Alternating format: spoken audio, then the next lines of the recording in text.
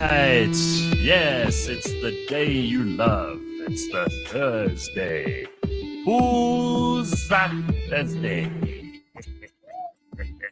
You don't agree? You people here in your Kuzari, did you see the article over the weekend? No, what was this? About South Africa being like per capita, the fourth most Binge drinking, disaster, nation. shit show. Right.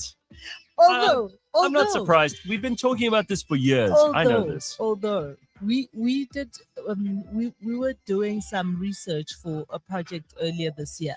Yeah. And I was shocked to see that in volume, overall volume, everybody on the whole continent of Africa could stop drinking and it wouldn't make a dent.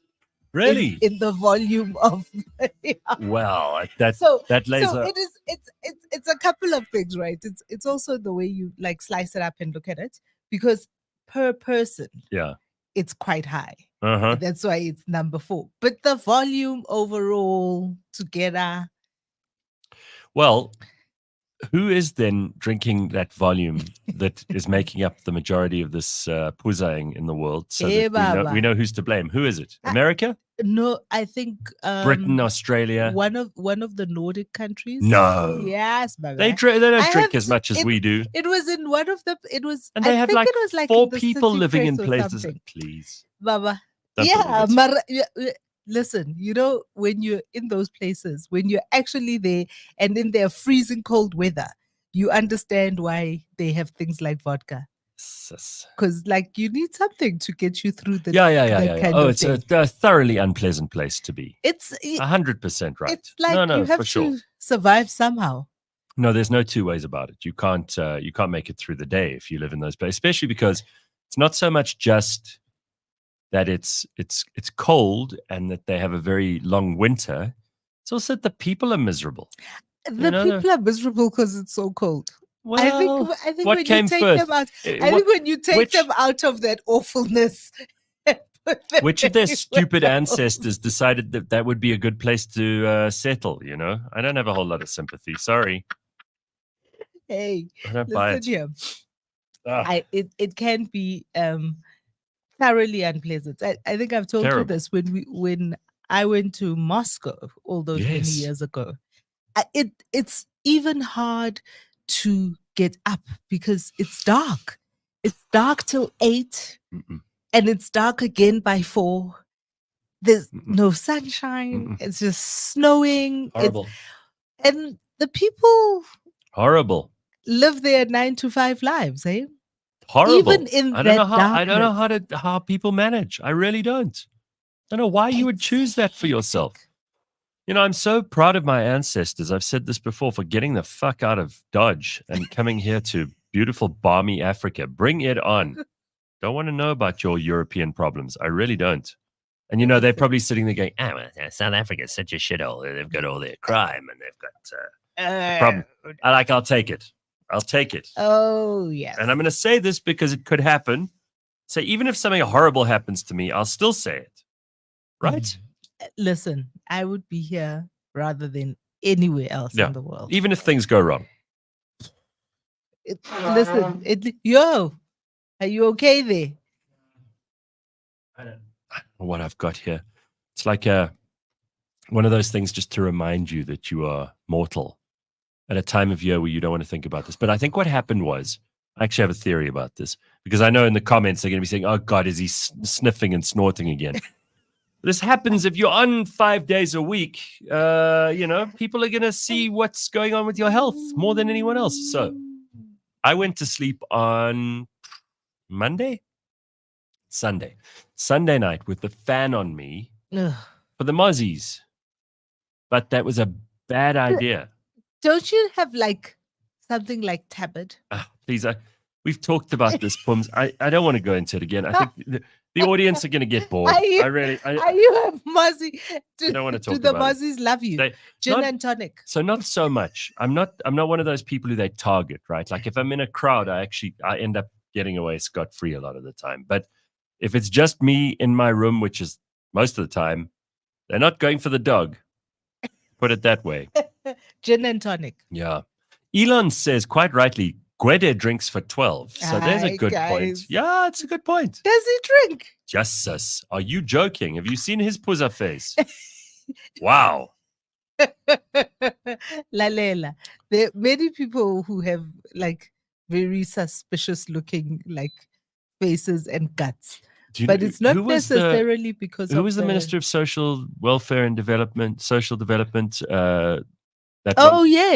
She had a puzza face. What was her name? And she didn't drink at all. Nonsense. Yes. Does not drink. What's her name? Batabile Dlamini. Bata. But she doesn't come on, drink. you telling me she doesn't drink? Doesn't drink. But she has a puzza face. Doesn't drink. No way. Huh? How's that possible? Oh my God. Who is this? Justice. I was checking for a country with white Christmas. So Canada, Russia, and said, no, better go to Asia. Yeah, that white Christmas thing, I've never had a white Christmas. I'm not really persuaded to. I think it must be nice to see it once or twice. But what is Christmas? Is Christmas a climate? No. We had this conversation with Ryan and Lebang, also with Bakabantu on Tuesday, because there are different kinds of Christmases. Christmas is a feeling. But for me, like no, it's also who you're with. I love Pumi's earrings. So just take a look here. She's got little Christmas trees. Love it. You're getting into the spirit. But it's who you're with. To me, Christmas is my all-time favorite time of the year. Same. I love everything about Christmas. It's brilliant. I love the singing. Yes. I love the food. Yes. I love but I do love that our Christmas is also summer. It's long days. It's like, Christmas is amazing.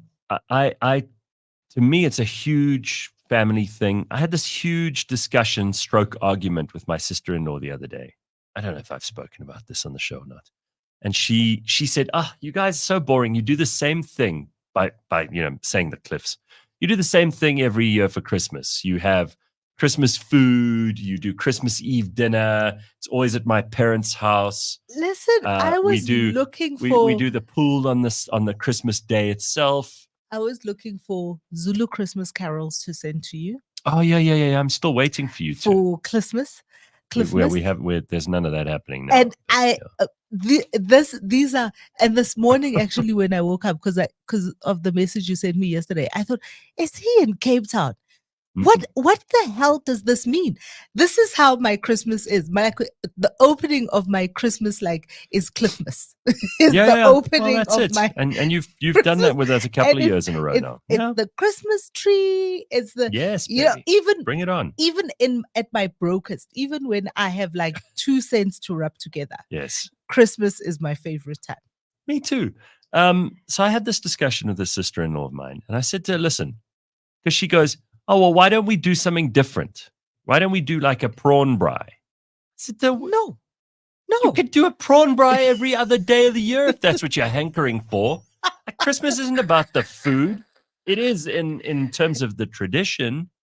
But if you want to do something new and different, knock yourself out. You've got 364 days of the year to try all the different stuff. You can have a sushi September if you want to.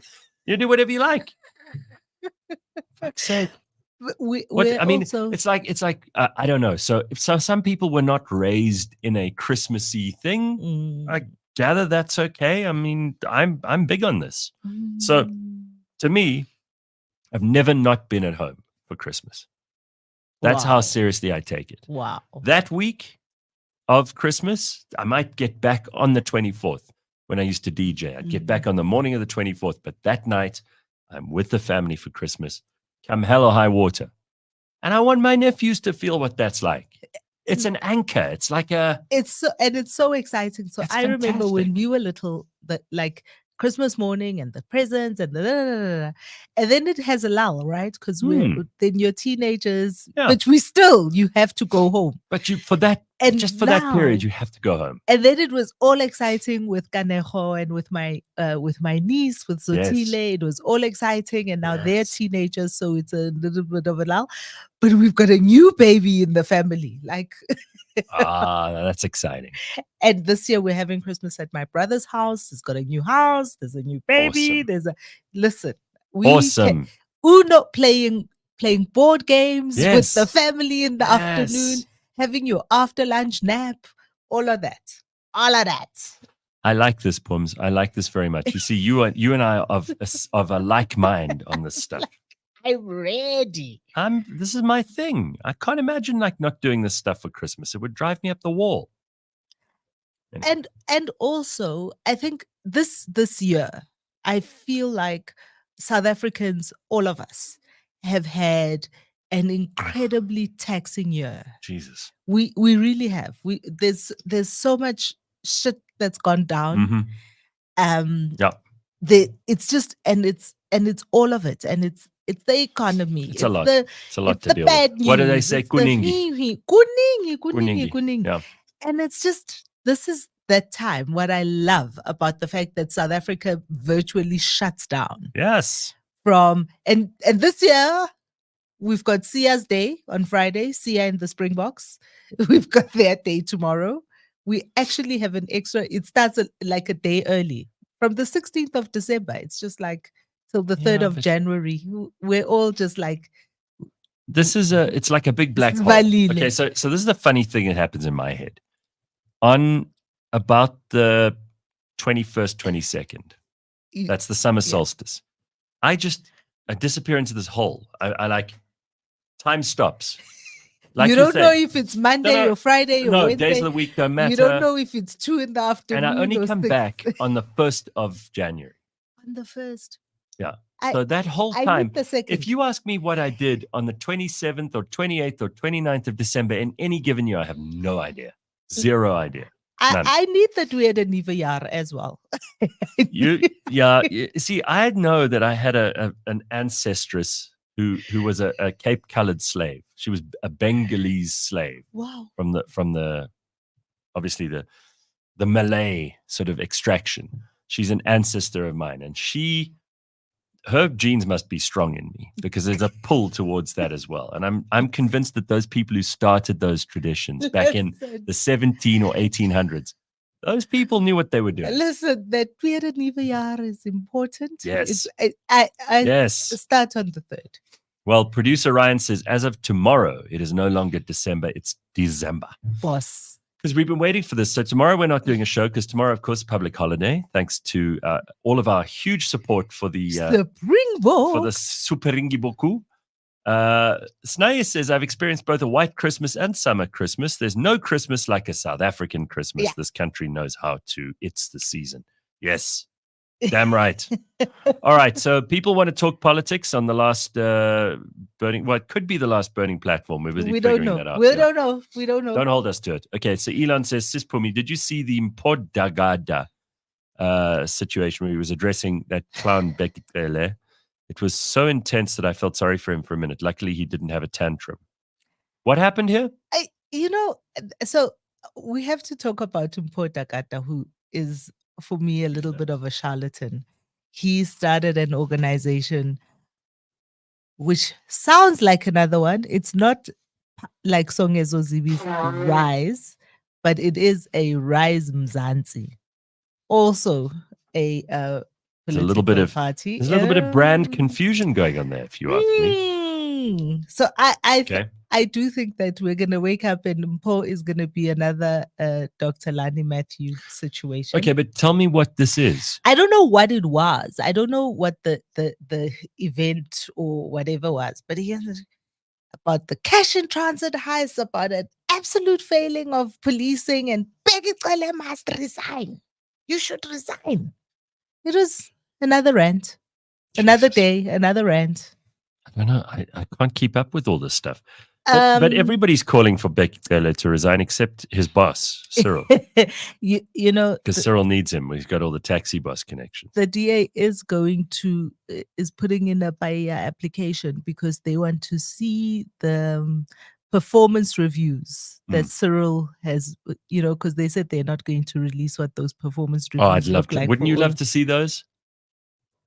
What do you think that it'll tell us that we don't already know? No, but I'd like to see how they explain it to each other.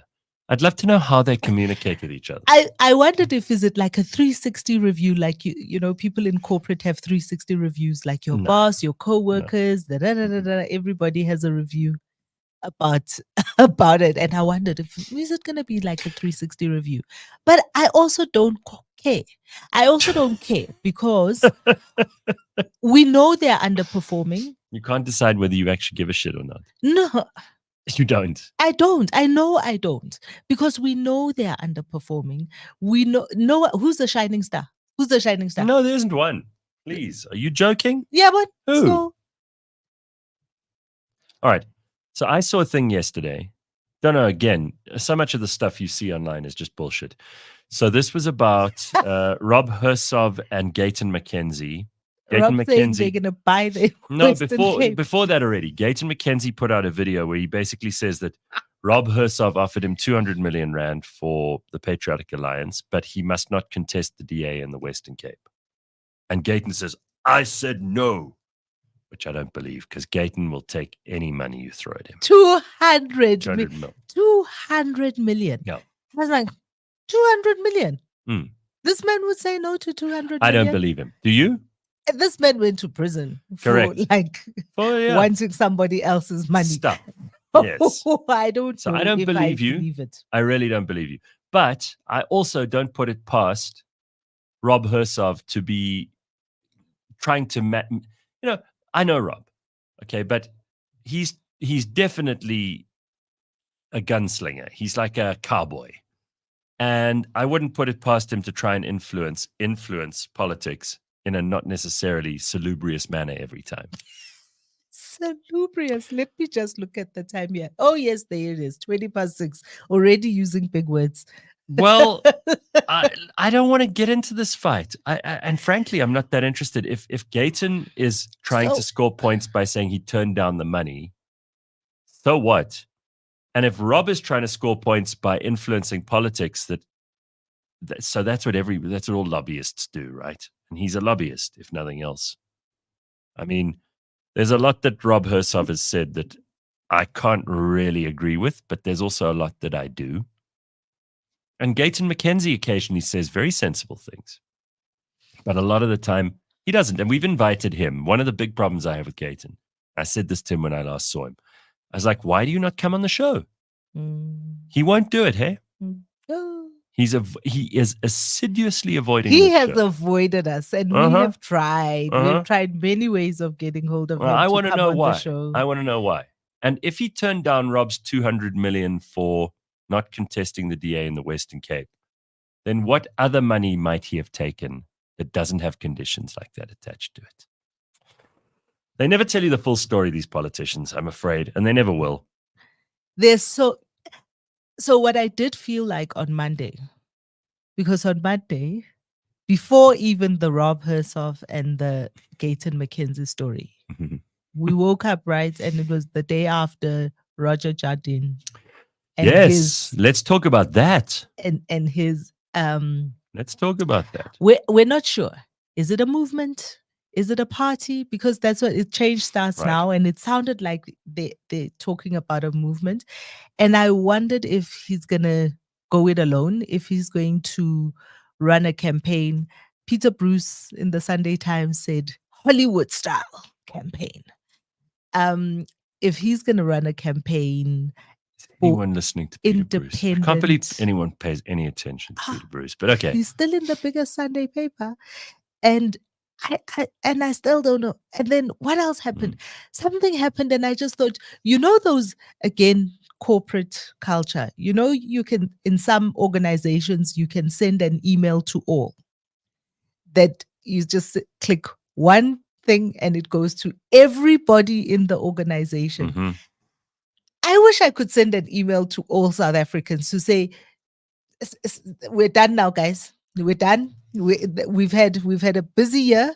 Can we just like slow it down? Yeah, I'm with you. I no longer have the 100% capacity. with you. Can we just stop now? I'm with you. We're done. Can't. It's like enough. in the factory, asivaleni, sivale. We'll see it again next year. All right, we'll start again next year. It's too much. It's the 60. Like today is like the 14th of December, and we're still having like breaking news every day. Yeah. Stop it, guys. So I want to know what I do want to know about Roger Jardine. I do, but I'm with you. Not now. You know, next year. Not now. I promise you guys, when we're gonna start the year off nice and clean.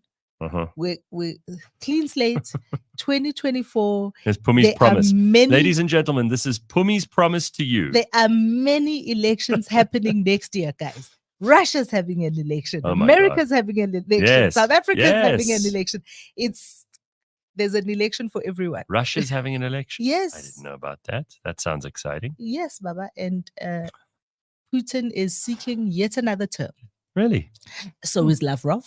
I read a thing yesterday that so is Lavrov. Sergei Lavrov. Their foreign minister. Yes. I mean, Putin has been a prime minister or president in Russia, either one. I mean, since 1999. Almost when we since Thabo Mbeki was our president, became our president. 1999. Jesus. That's a long ass time, dude.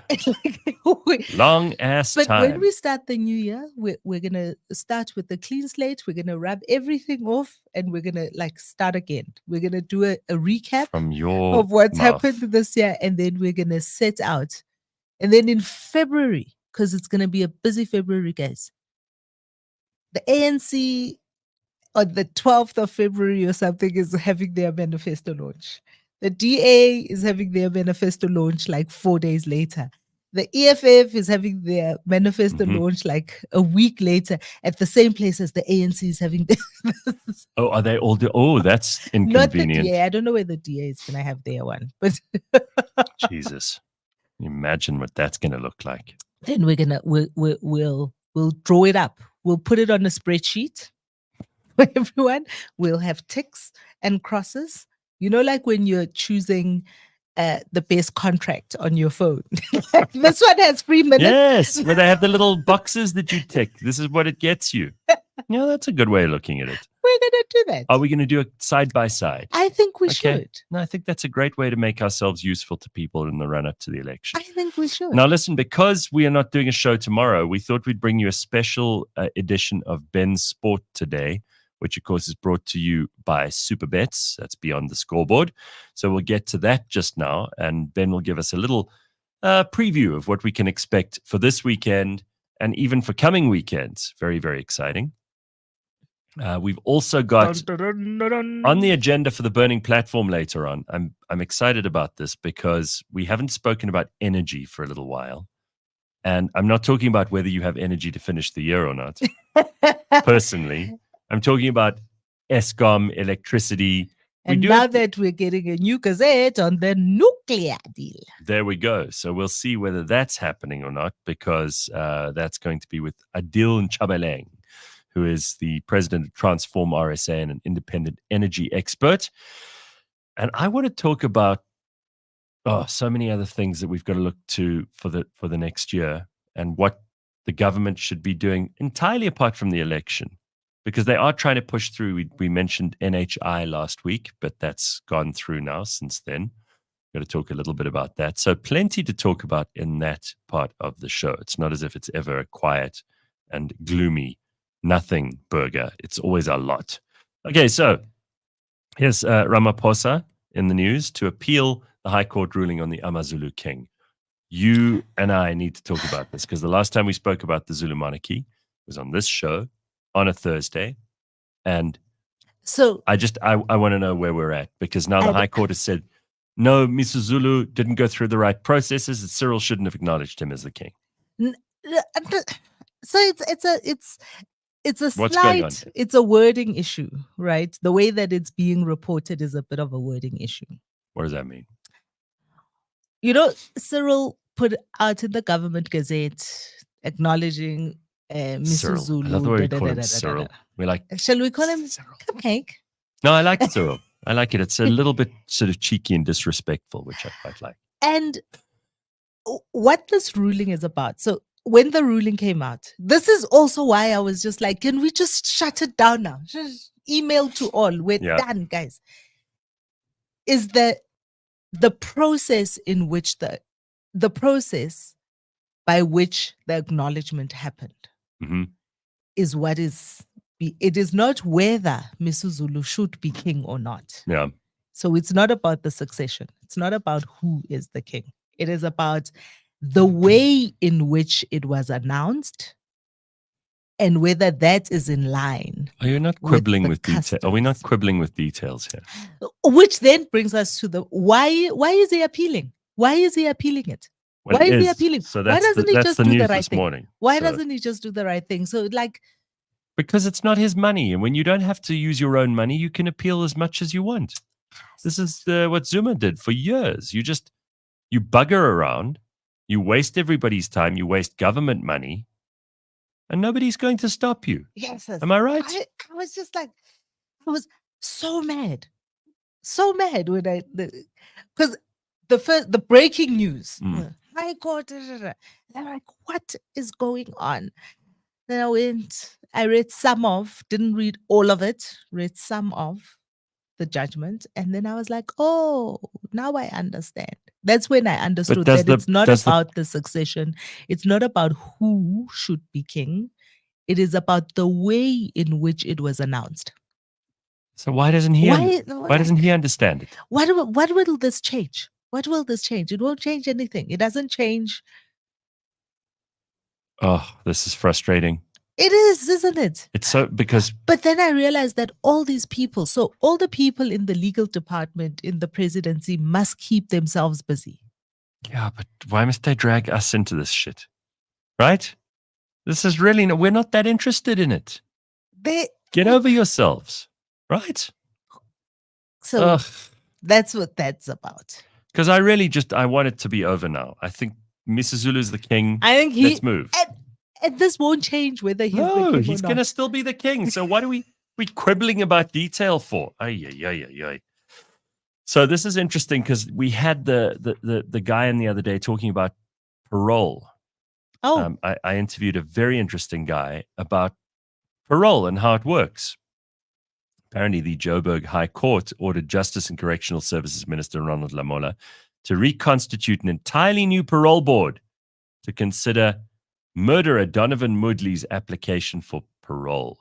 Moodley, who's already been through 2 parole hearings, approached the High Court to appeal the findings of both, claiming the proceedings had been unfair. He was arrested for kidnapping Bond University student Lee Matthews, remember, and killing her.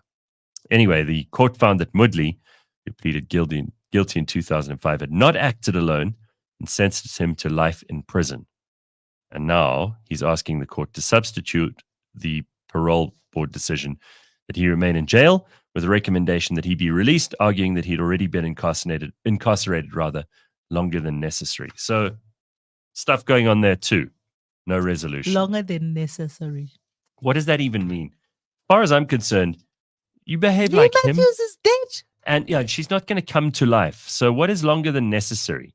I really don't give a shit if Donovan Moodley spends the rest of his life in jail. Do you? He should, though.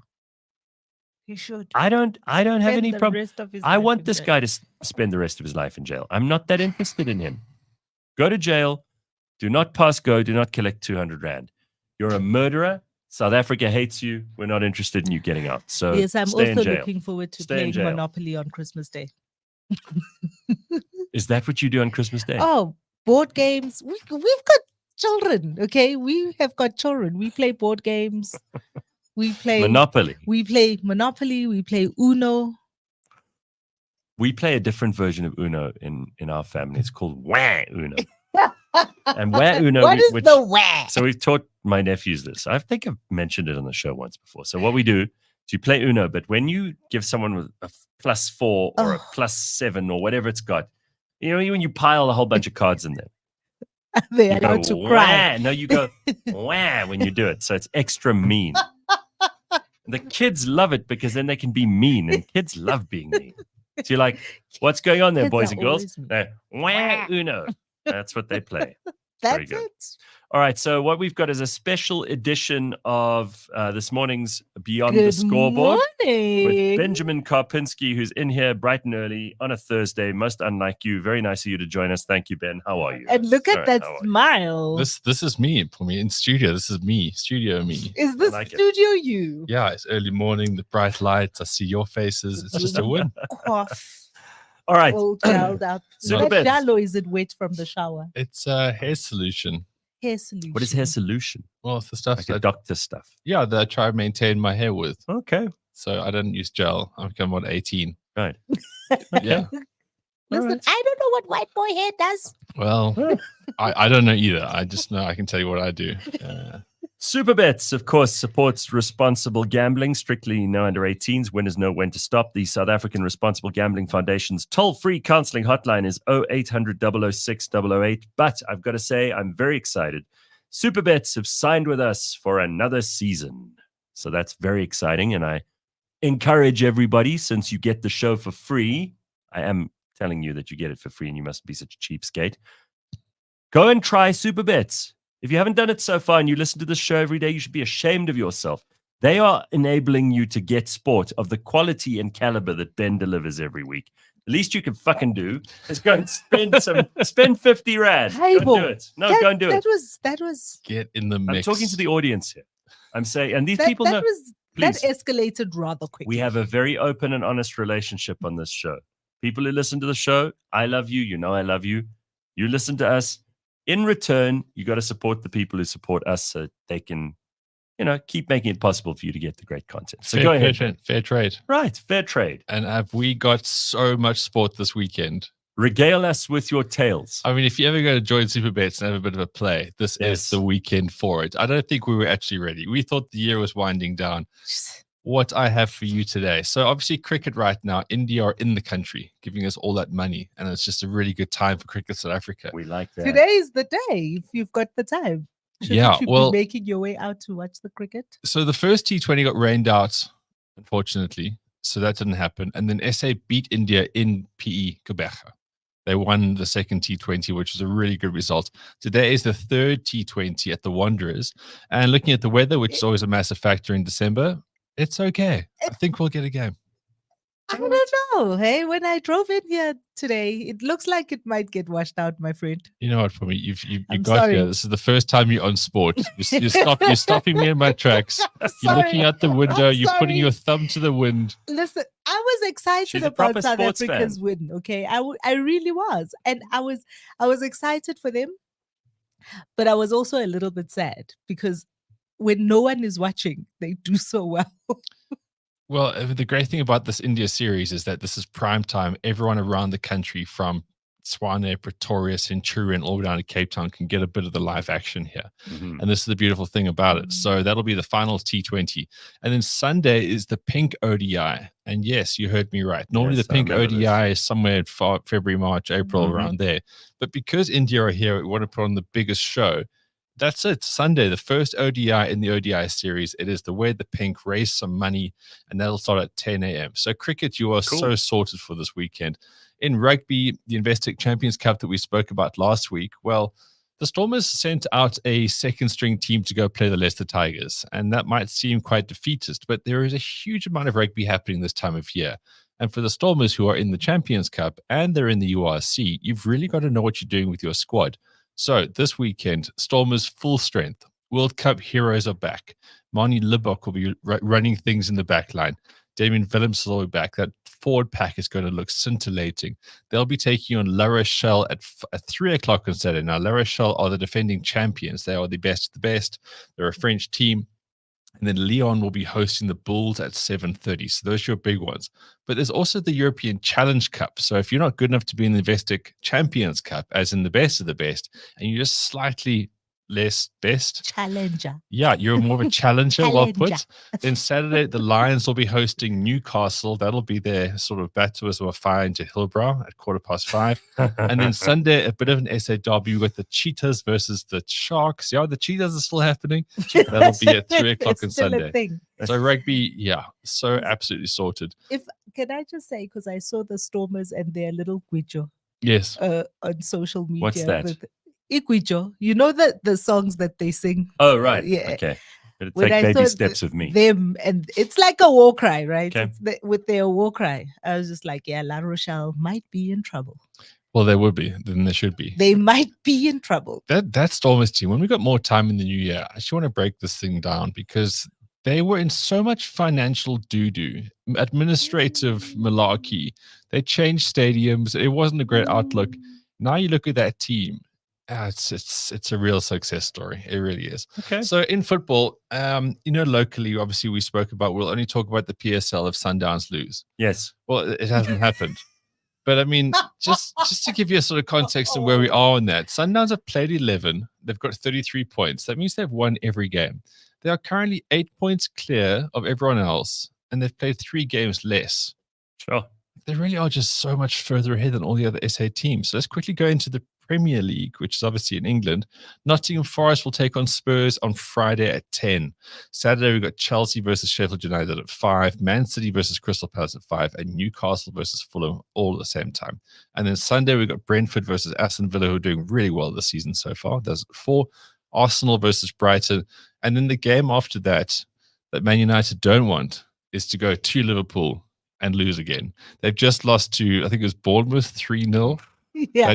That coach who looks like he could have been like a C-grade Austin Powers villain.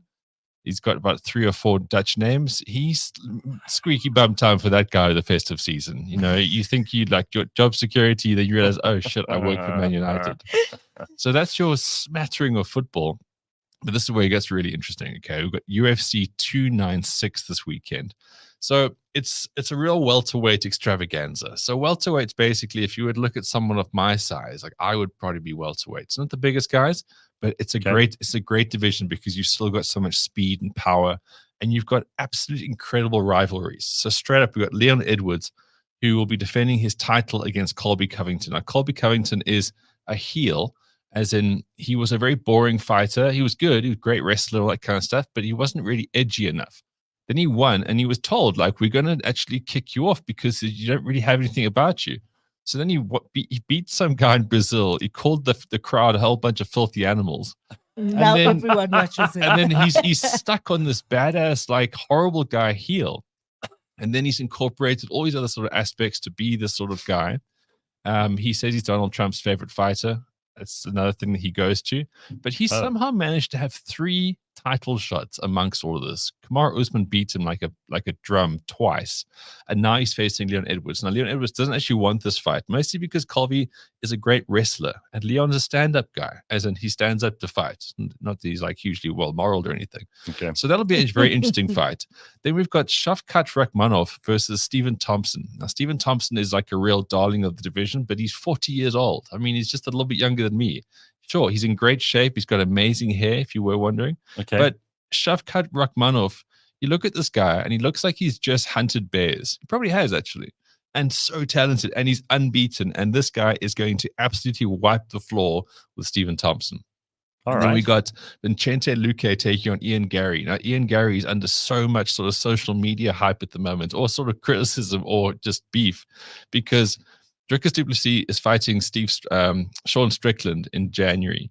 And on his way home from training one day, he just said, "Hey, Ian, why is your wife so old, and why is she always trying to date other fighters?" And he's just giving this guy so many gears about the fact that he's got this old wife who just basically is sucking the life out of him. I mean, Ian Gary's a young, like, really sort of up and coming. How do you know it's his wife sucking the life out of him? Maybe because he's 26. He just sucks. No, he does. Of course he does. But the thing is, for me, like on this, I mean, like we are halfway to wrestling when it comes to UFC. The fighting is amazing. It's real. I understand this. I actually kind of watches UFC. All about how you sell fights. And I'm like watching this thing. I'm going, when did wrestling become this thing? And also, when hasn't it always been this thing? But when did this thing become so mainstream as well? When people started putting more into selling fights. So it's always there because it's real, it's fighting, and it's dangerous. But the thing is, they've learned how to market themselves better because they were the only sport that were happening in the height of COVID.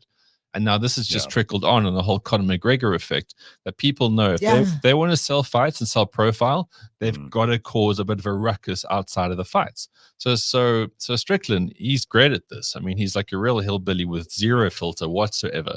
So he just started taking a bit of a go at Ian Gary. Now, Ian Gary unbeaten, he's about 26, and he has a wife who's like 40 something. And there's just so much heat on this guy right now. So I'm just obviously, saying, like a 40-something old wife is not necessarily what's sucking the life out of this guy. But some people like that. I think it's a great. It's what do they do? Sledging in cricket, right? Sledge. So what they're doing is they're having a go at him for his old wife. I think it's a great line. I mean, Tommy Fleetwood, the golfer, right? Successful golfer, but his wife looks like his mother. And when he went to the Ryder Cup, there were all these pictures of the wags.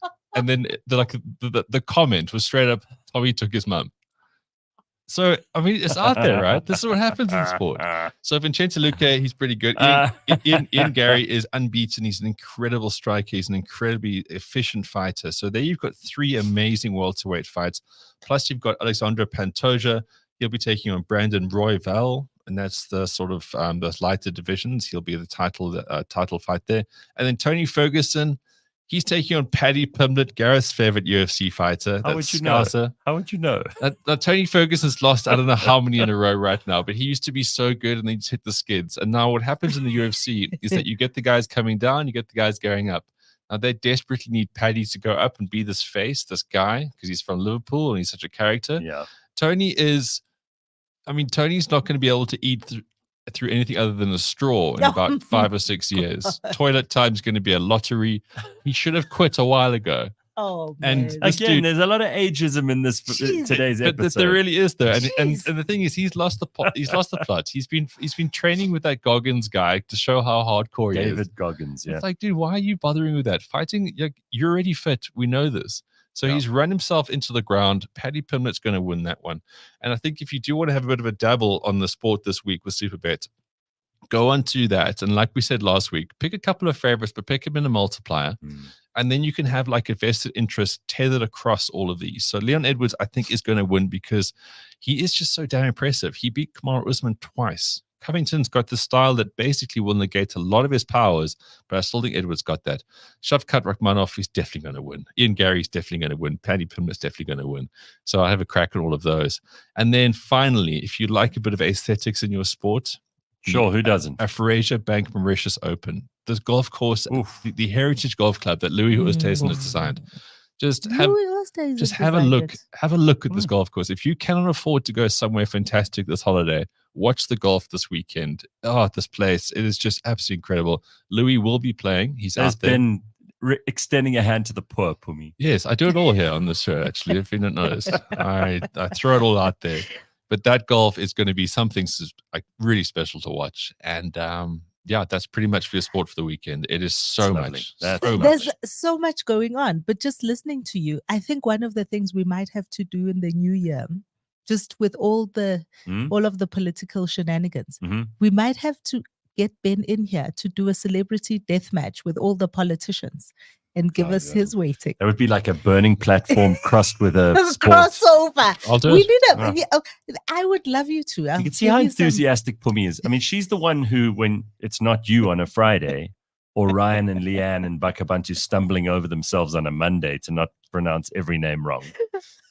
Phumi's the only one who actually watches sport. Like, she's the one who said to me the other day, "Ooh, aren't you excited?" And I said, "For what?" And she said, "Cricket." And I went, "What cricket?" So she's the only other one, Ben. It's you and her. It's not. There's many of us out there. There are many of us. I mean, on this show. Oh, on the show. People might not. I mean, remember when I'm looking for no support on this show. That's fine. All right, very good. Wait, one last thing. Added bonus. I told you I'd have festive season content for when I'm not there. If you go into my YouTube channel right now, the bounce, the full interview I have with Drickus du Plessis talking about his entire last year and going into UFC 297 is there. Wow. It's 32 minutes of him just making his sport interesting. Bloody hell. Yeah. Okay, I like the sound of that. There's Ben giving us something to watch over the holidays. If you haven't already got something to watch over the holidays, now you do. Yeah. All right, Ben. Thank you. We will not see you until Friday next week online. Yes, but I will very much be online. That'll be our last show of the year. And there will still be so much sport for me to tap into. For you. Damn right. Well, I mean, there's plenty at this time of year because what do people have? They have a bit of time on their hands. So let's play. All right, Ben, very nice. This is, of course, brought to you by Supabets, and they support responsible gambling. They also support us. You could support them. Won't cost you an arm and a leg. Plus, you may win. That's always the bonus at the end of the day. If you've won, then it all is a virtuous cycle. Go along and check them out at Supabets. I am going to look at all of those people you called for wins at UFC, Ben, and see if I should listen to you and place a bet on Absolutely. your bets. Find me in the DMs afterwards. I fight. I do all kinds of things. All right, Ben. Thank you. Fumi's very excitable when it comes to this stuff. Listen, it's the closest we're ever going to have to gladiators sports. Yeah, I know. So you heard my idea is to start up gladiators again, but real death match. Forget about this EFC. UFC. I am telling you, I really the celebrity death match thing. Like, can you imagine? And we should get somebody to animate these things for us. Can you imagine, like Cyril and John Steenhuisen? No, wouldn't be slugging it out. And Velinkosi Hlabisa and Gayton McKenzie slugging it out. I don't know if I'd watch. What? I don't think I would. Honestly, these people, I'm kind of over the politicians for the year. Maybe when January rolls around, I'll give a shit again. But you said it just now, and I'm with you. I'm curious about this thing about having an old wife. Do you think it's more embarrassing for a man to have an extremely young wife, like half his age? Because his friends do go, oh, we know what's happened here. Or do you think it's more embarrassing for a young man to have an old wife? Which is worse? Come on, which does society judge harsher? I don't think society judges men for young wives. So in other words, you're saying I don't think society judges, right? Because what they're actually judging with an old wife is they're judging her. They're judging the wife. Look at Macron and all of the shit that we've had to listen to with him and his wife. Yeah. But they're actually judging her. They're not judging him. Men don't judge each other like that. In fact, they like pat each other's backs. So who is it? Is it women who are judging? I think so. And the person, and don't get it twisted. The person that is being judged in that situation is her and not him. Elon says if you did have a Cyril John Steenhuisen matchup, Cyril would cheat and John would go crying to Sleepy Joe Biden. Why Sleepy Joe? I don't know. Yeah, I don't understand, Elon. Yonda says, I see your Bantu education is coming out, Sanele. Uh-oh. Haibo.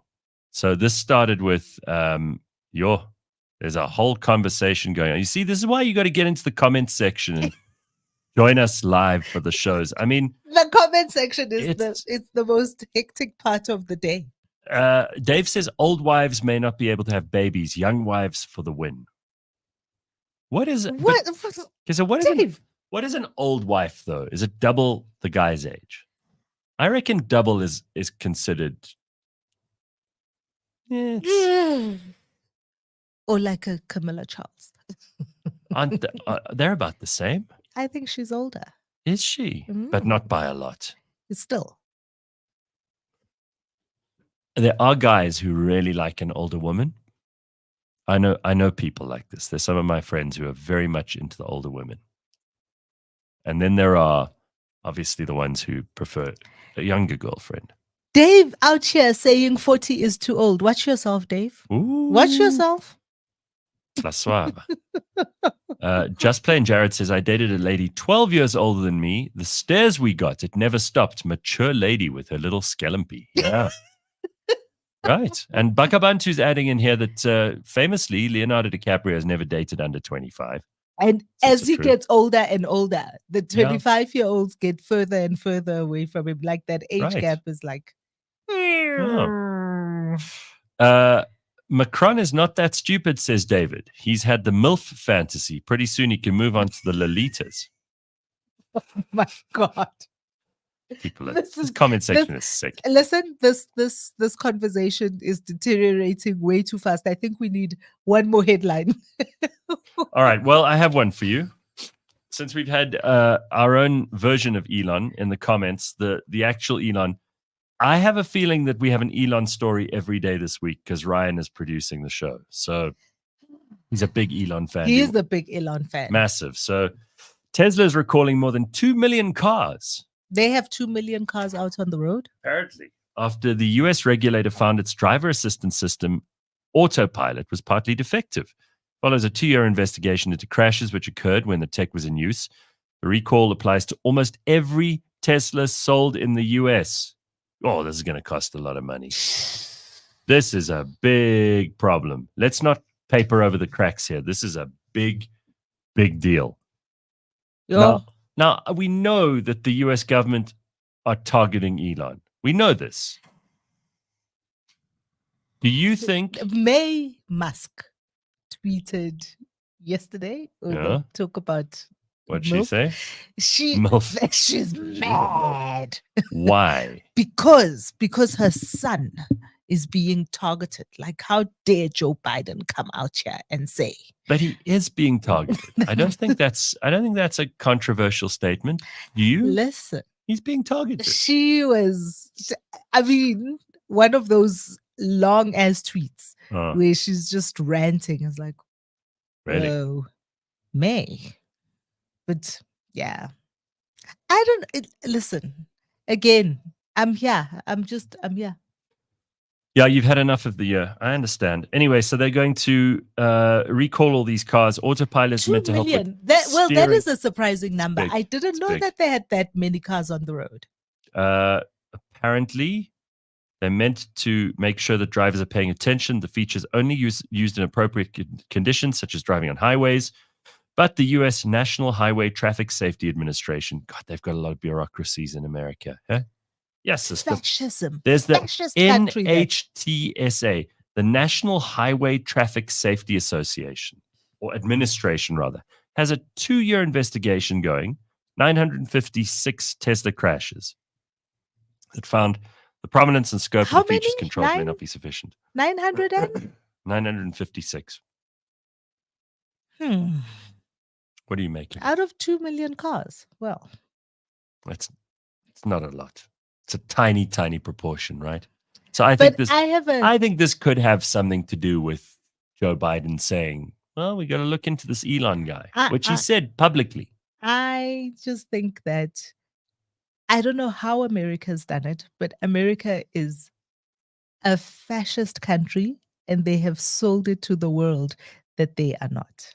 I don't know how they done it. Like all the regulations, all of the, like fascism. You think? Yeah. That's a big claim, Phumi. Yeah, that is a big, dangerous claim. Listen to this that you're telling me. Fascist country. Yes. Sure. Absolutely. Phumi's climbing in with claws bared. Fascist country is quite a big thing. And they have sold it to the world that they are not. Them be fighting words. Yeah. Phumi Mashiko. Fascist country, hey? Very much. Very much. Okay. All the regulation, all of the policing, all of the come on. Fascist country. Sure. All right. So anyway, they're going to do the recall after a former Tesla employee told the BBC he believed the technology was not safe in an interview. We spoke about that the other day, and it did sound like he had an axe to grind. What is your feeling on employees, Phumi Mashiko, who leave and have an axe to grind? Should we listen to them? Well, take everything they say with a pinch of salt? I think they should be listened to, but you don't have to take it all to heart, but you should listen. You should listen because it has an impact on future employees. What they say about you has an impact on future employees. And then maybe it gives you a clue. It depends also on your staff turnover. You've got like people leaving every month. Yes. Maybe there's a problem there. You and think? maybe the problem is not the people who are leaving. Ooh. The problem might be inside. All right. More controversy from Phumi. She's on fire today. I want to Yes. I found somebody sent me this. We're going to squeeze this in before we take a break. This is the last thing that I'm going to. It's a sick note. Can you see that? Can you see this? Let me see. Let me just put this on the main screen here. It says, this is to certify, hang on, let me read it. This is to certify that the post-accident convalescence of the Honorable Winston S. Churchill necessitates the use of alcoholic spirits, especially at mealtimes. The quantity is naturally indefinite, but the minimum requirement would be 250 cubic centimeters, which is 250 milliliters. No, it's more than that. Yeah, it's a bit more than that. It's a lot more than that. Do you see the little notes there from the doctor that says, keep on hand? Very January interesting. 26, 1932. So that was to help him convalesce after an accident. Beautiful. An indefinite amount of alcohol. Okay, so that's spirits. That's a good prescription from his doctor. And if it was good enough for Churchill, it's your prescription too. Yes. We should just change the wording to say your convalescence after a tough year. After a tough year. Your convalescence after a tough year.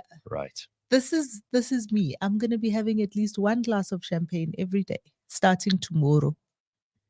Why not? You're allowed. Okay, when we come back, the burning platform, everybody. Stick around. I'll see you in a second.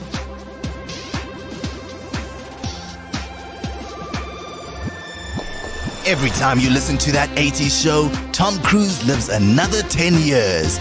Every Friday on CliffCentral.com, Paolo and Dory review movies, reminisce about old songs, remember childhood places that are now car parks, and say some outrageously rude things about Patrick Swayze's brother. That 80s show, new episode every Friday, live or as a podcast on CliffCentral.com.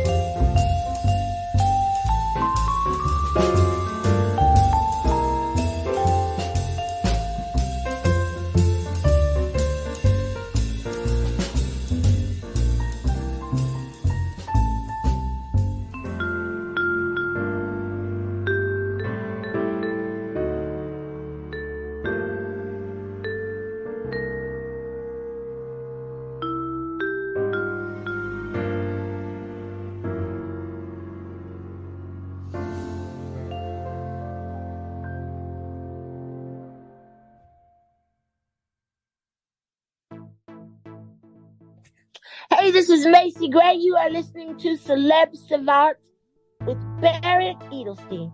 Louise Carver. Thank you for having me. It's lovely. Bars and Melody. Yeah, thank you very much, man. Some really good questions. Usually they're boring. Yeah, that's what I mean. Usually interviews are boring. This one got me going. Perez Hilton. They would call me Web Celeb, which I actually want that to make a comeback. I think that's cute. Web Celeb. Hey, Barrett Edelstein here, host of the Celeb Savant podcast. You can find it every Friday morning at 9 o'clock, only on CliffCentral.com or wherever you listen to your podcasts.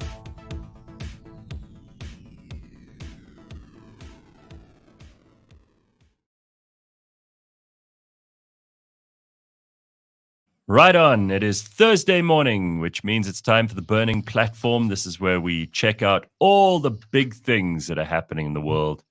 Especially here in South Africa, we're looking at what has probably been our biggest overarching concern politically, economically, socially over the last year. And it hasn't got much better because it's being administered by people who don't know what the hell they're doing.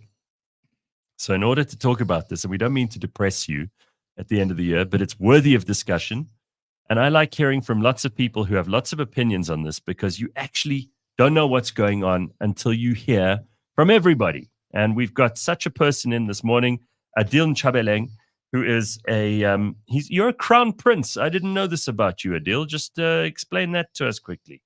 Well, it's a defect of birth, but no defect of birth, but that's quite a big deal. So must I call you Your Highness? Look, I'm a very easy person. I'm a simple man, and the title comes with the fact that I was born in a crown, space.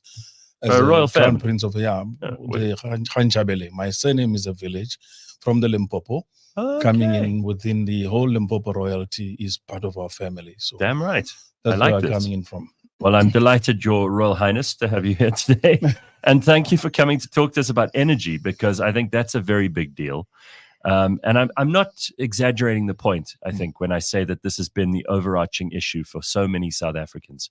Am I wrong, Phumi? For so many years. For so many years. So, Adil, let's talk a little bit about your day-to-day, which is that you're the president of Transformer RSA, which is an independent energy business and consulting business. Yeah. So you must have had a lot of work because Eskom's such a disaster. There must be loads and loads of people. I've seen you on with JJ Tabane. I've seen you on with Leanne Manis. And it seems to me that you are offering some insights here that the others are not. So let's just start off with how you got into this. How did you get into energy? I'm a trained investment banker. I come from a financial and economic environment, and one of the things that drove me into understanding the space of energy is because in part of the portfolios I used to handle from investment banking days, I got to understand the ins and outs from financing, structuring of capital, the aspect of operating successful, SOEs and everything. And we used to advise quite a lot of this main, SOEs, government, private funds, capital, and all of that. So I gained a lot of insights. And that was in my previous life over 20 years plus ago when I was still in the corporate space. And then I took a total different turn. I became an entrepreneur, and I went for a social entrepreneur environment where I wanted to help with ensuring that our people can actually have, economic freedom in a way. And that's why we created Transform RSA. One is to transform the economic space of South Africa, make sure that we have equality in terms of people enjoying a similar lifestyle across the spectrum, where you don't have black and white as in economically divided. You have a South African multi-racial nation and society that is completely transformed economically, socially, and politically as well, and that is why you're seeing we're bleeding and crossing the lines. And that's one of the inspirations for me, because coming out of a corporate, financial sector, banking, investment banking environment, you get to see the capital and the power of capital, because it decides lives. They use money to either correct or destroy a cause, and in this case, capital in South Africa has been deployed to destroy in most cases. And that's one of the things that really, helped me to go into the capital space, understanding these things. I started off as a, sort of a serial entrepreneur, and I still am a serial entrepreneur in a sense that I invest in ventures, I invest in business opportunities, and then I look at various things that are interesting for money making. My day-to-day life is managing operations of various entities, on top of it being the president of Transform RSA, as a civil society, / political movement that wants to see socioeconomic transformation in South Africa, where we go into sectors, we work with a lot of young people, highly skilled, graduates, qualified in various sectors, where we say to them, take space in sectors, whether it is to do with telecommunications, if it is to do with agriculture, take your space and be rooted. And after that, make sure that you bring about the transformation that we want to see. And there's a whole lot of guidelines that we take them through, the training and development on it. So I'm involved in that space. And from there, I select personally from interesting projects that I do is things that I can invest in so that I can generate income. I don't do tenders. I don't work in the government. I'm not interested in government work. I stopped corporate life and working for any entity years ago. And I've been doing my own social engagements, businesses, opportunities, and projects. Well, it gives us a little bit of background. Anything you want to ask before we get into Eskom? No, well, I think an interesting intersection, financing and energy. And I suppose one of the things that over the past 3 days, we've been speaking a lot about is this nuclear deal in the new Gazette, which is also about financing. Absolutely. And about energy and capacity back into our grid. And how different is this deal that is being talked about today from what Jacob Zuma was talking about all those many years ago? You know, when you talk nuclear, it's a controversial space.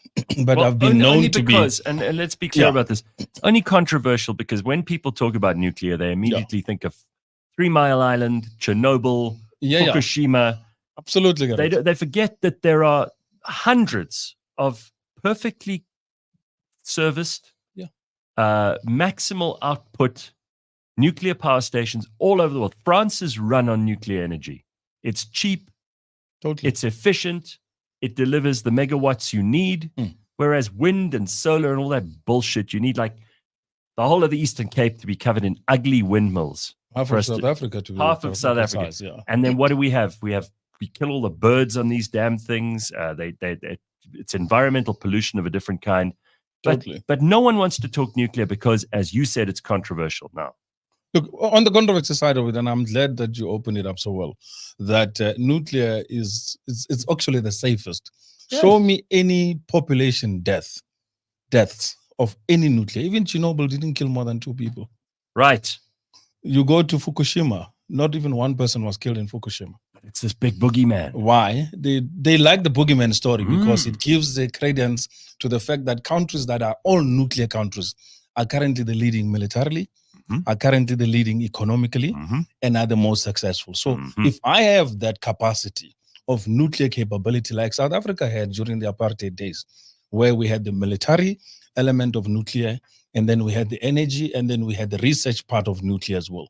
Because if you go to Pelendaba here at in Pretoria, you find the Nuclear Research Institute there under NEXA.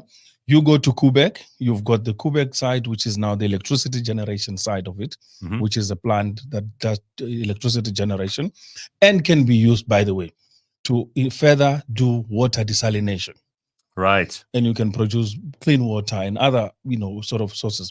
Then you have a situation whereby in NEXA, they had companies and research institutions there that specialized in isotopes, cancer-related, research and environment. South Africa was leading in terms of producing in that 20 megawatts nuclear reactor. They were producing a whole lot of medicine. They were the second in the world in terms of producing nuclear medication, right, and sending it around the world. There's never been a reactor crisis. There's never been a meltdown. There's never been a so-called, nuclear danger type of relation. And we come from a history where the old regime was so keen to disarm everything and to denuclearize everything that they also liked the boogeyman narrative. Yeah. Let's also face up to the fact that we could have gone down the pebble bed modular reactor path, which was being touted very, openly. It was something that for a while government were quite warm to. And then they put a lot of money into a nuclear and pebble bed. Right. And then it was just as but they quickly listened to foreign interests, Americans, the French, the other British, and all of the other interfering institutions, foreign countries, literally inspired South African politicians to stop the investment. I mean, it was an 18 billion investment, which could today have completely changed the lives of South Africans. Just like right now, Barbara Creasy, who is our Minister of Environment, is taking pounds and dollars and euros from those same countries to keep our coal-powered stations running at a minimum, which is part of the reason we also have load shedding. It's not just that Medupi and Kusile and all these power stations aren't running properly, and they aren't being maintained very well in the old ones, and the new ones took so long to come online. And there's always problems with the coal and everything else. But a big part of this is also that Barbara Creasy's taken their money, and now she's interfering. Yeah. So part of the reason, ladies and gentlemen, and you can correct me if I'm wrong here, we have a problem and you don't have lights some of the time, most of the time, is because this bloody Barbara Creasy is meddling. Yeah. Look, unfortunately, she's being paid by foreign interests to meddle. No, South Africa's environment of electricity generation is being sabotaged. Yes. Because let's be clear, I mean, the Department of Environmental Affairs is now a WEF extended agency where they actually pull everything that is not even necessary in respect to so-called emissions, environmental pollution, and anything that relates to industrialization. So to produce anything in South Africa, you get worked with taxes, you get worked with environmental levies, and you are told that certain emissions are not allowed. So if I'm going to be running a power station, you're supposed to be adhering to certain minimum emission standards. And those minimum emission standards, if you don't adhere to, they shut you down. So most of the power plants are not shut down because are not properly functioning. They're shut down because they're not meeting minimum emission standards. And the standards are things that we have self-imposed. It's not something that has been created to say it's going to be an environmental disaster. 100,000 people will be killed if this power station runs. No, this is an artificial means of literally derailing us economically. And the government are party to it. And these are not things that are in our interest, right? Yeah, we signed to the Paris Accord. We signed to the Paris Climate Agreement. Which has done how much for us? Nothing. Totally brought nothing, and it's destroyed South Africa's economy. You know, when I wrote yesterday's column, people said to me, but how can you say we were blaming environmental commitments? And I said, of course, the commitments we made on the Paris Climate Accord is the one that has today slowed down our economic transformation, has slowed down our industrialization, has slowed down. We have over 16,000 megawatts of power plants just sitting.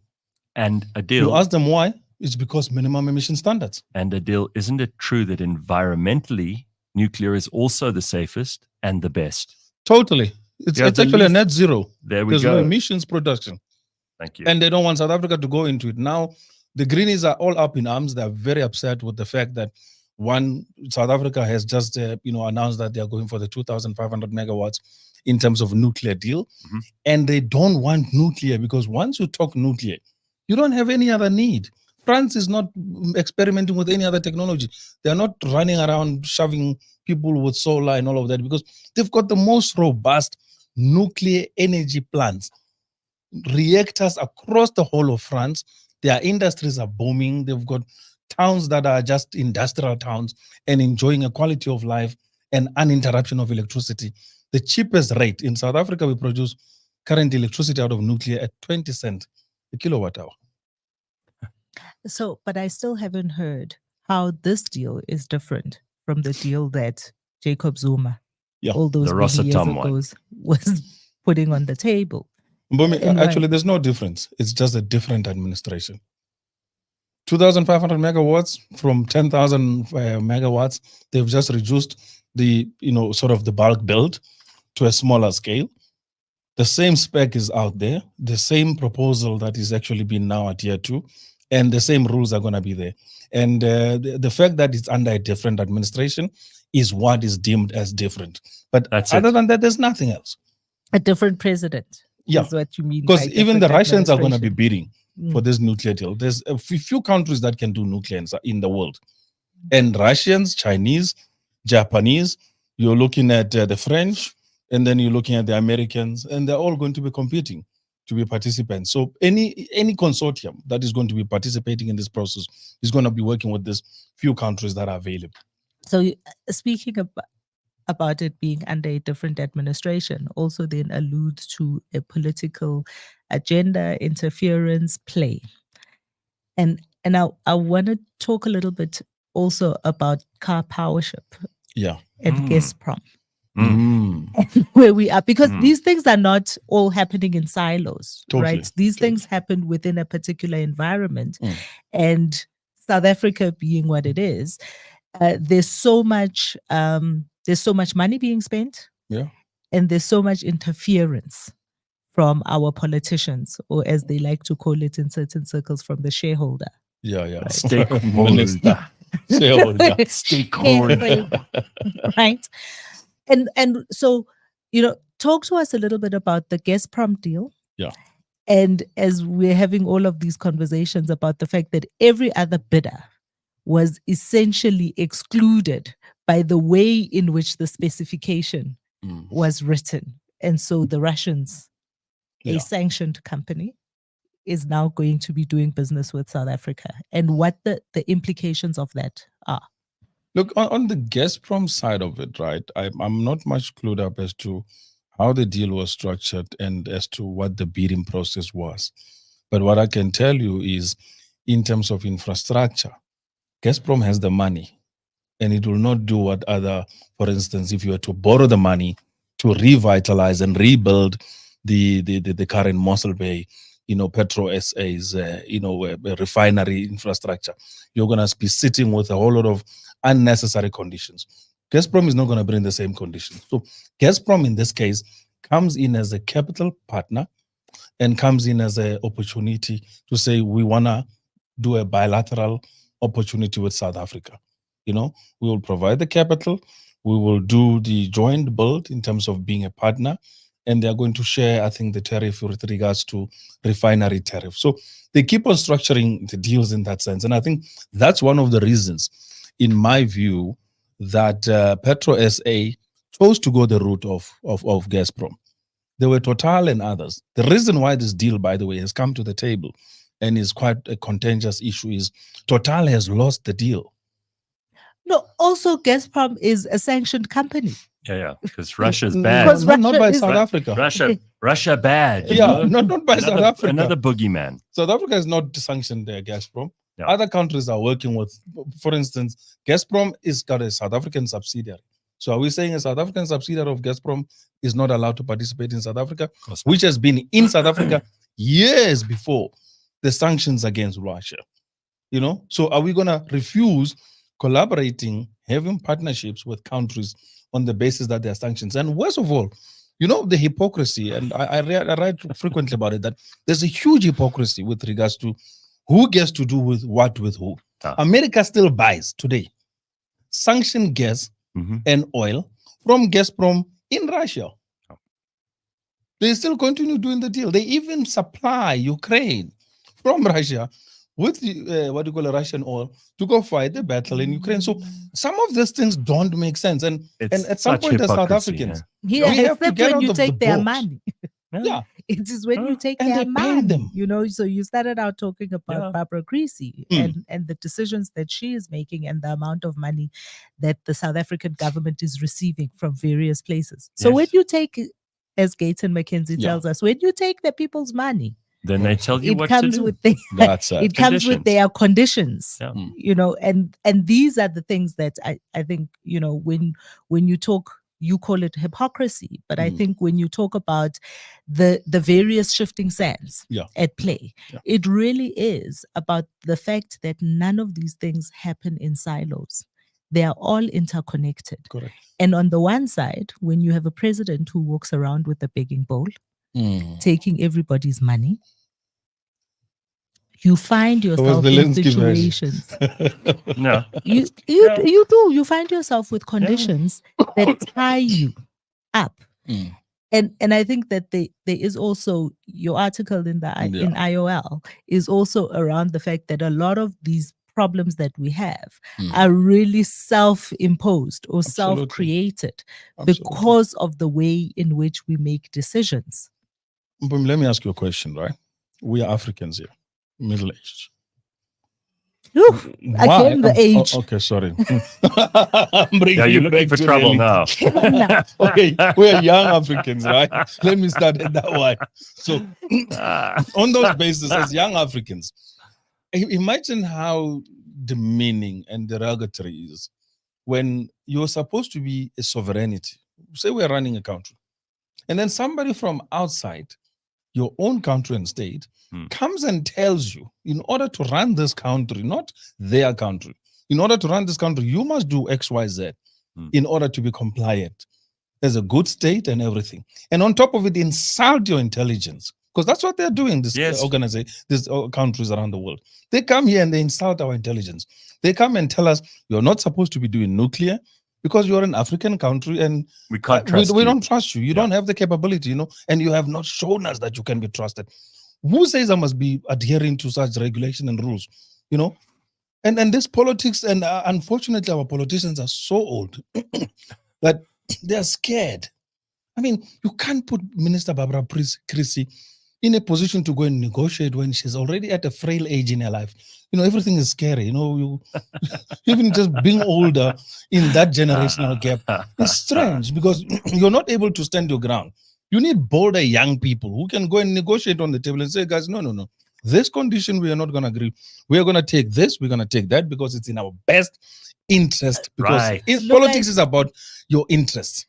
Politics is about interests. But I do also think that it's not just that they are old. No, it's because they are old. No, that they are scared. I think it is because they are not experts in the area in which they are operating.